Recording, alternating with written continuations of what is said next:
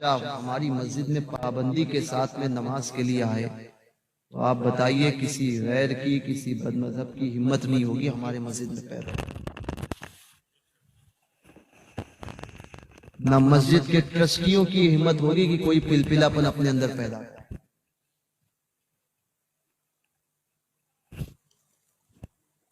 आप वक्त पे जाते नहीं है। हमारी कौम मस्जिद के बाहर बैठी हुई, नौजवान बैठे हुए रहेंगे।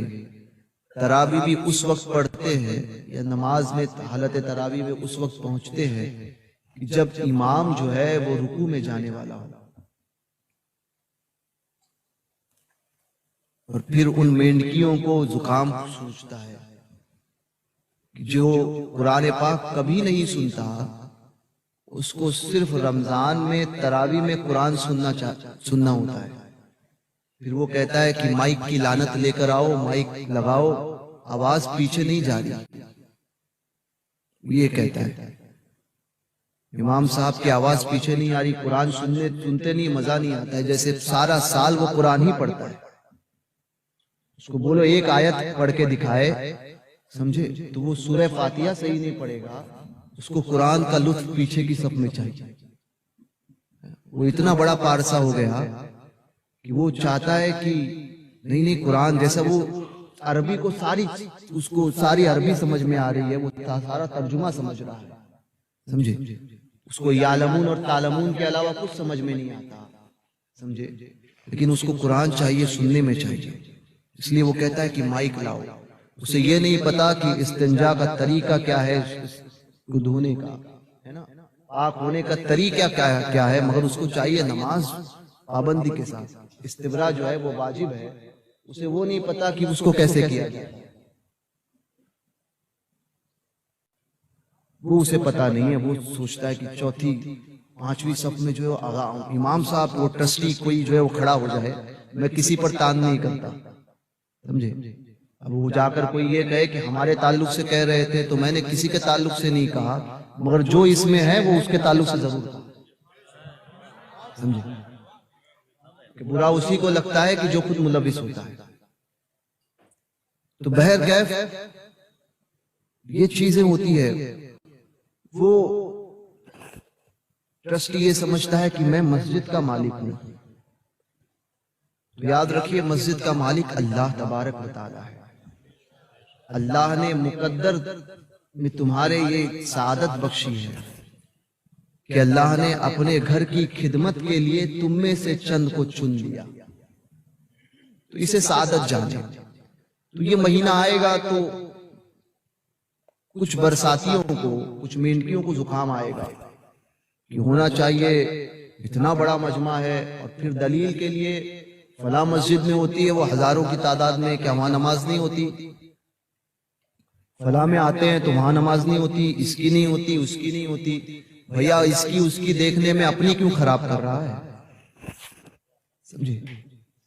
होती नहीं होती ये मसला क्यों, ये बात याद रखिए कि जो ये कहते हैं कि माइक पर नमाज होती है, वो भी ये जानते हैं कि बगैर माइक के तो हो ही जाती है।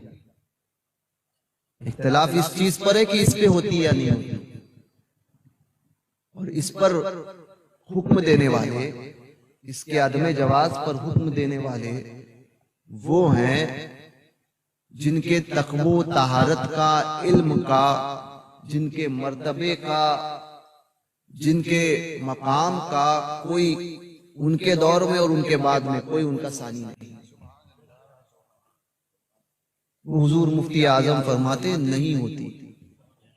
अब मुफ्ती आजम के मुकाबले में आज के किसी शख्स को लेकर आए, है ना, एमडी का मुकाबला एमबीबीएस कर सकता है?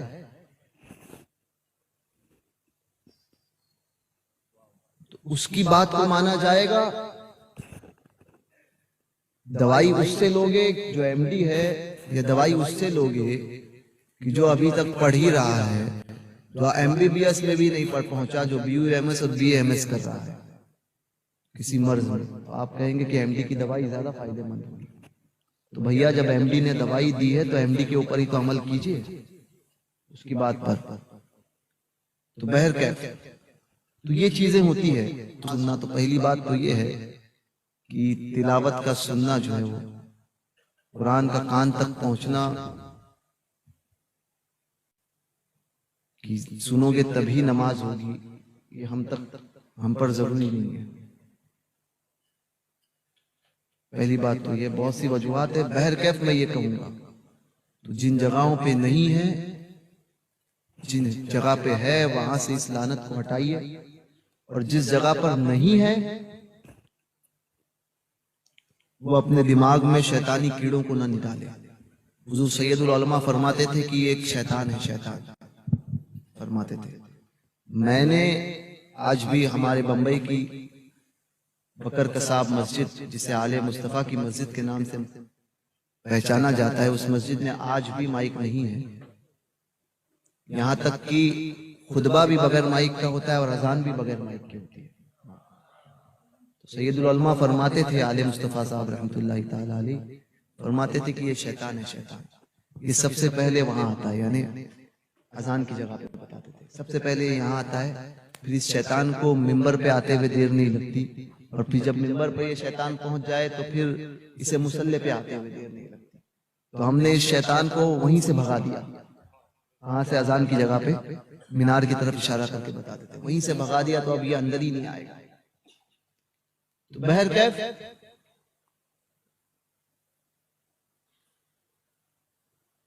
अगर मसले को समझना है तो संजीदगी से समझें, किसी भी बात को बहस व मुबाहिसा करके नहीं।